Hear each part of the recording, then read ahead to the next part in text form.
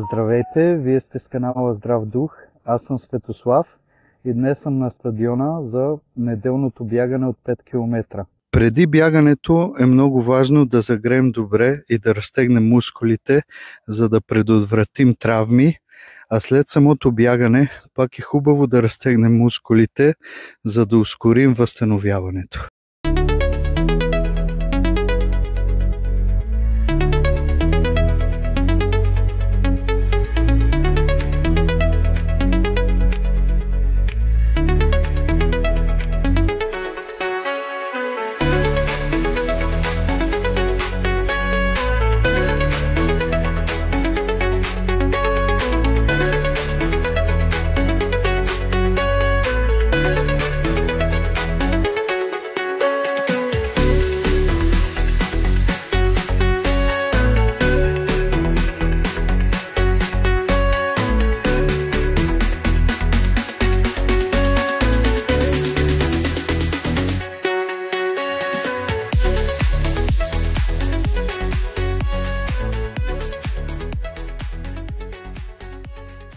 Приключи днешната тренировка.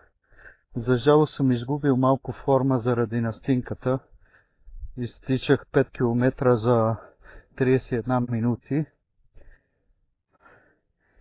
Много е жалко, че, както виждате, на това слънчево време на стадиона няма никой, докато съм сигурен, че вчера кръчмите са били препълнени. Надявам се това да се промени и хората да осъзнаят колко е важно да спортуваме, не само заради външния вид. Надявам се да съм успял да ви мотивирам достатъчно.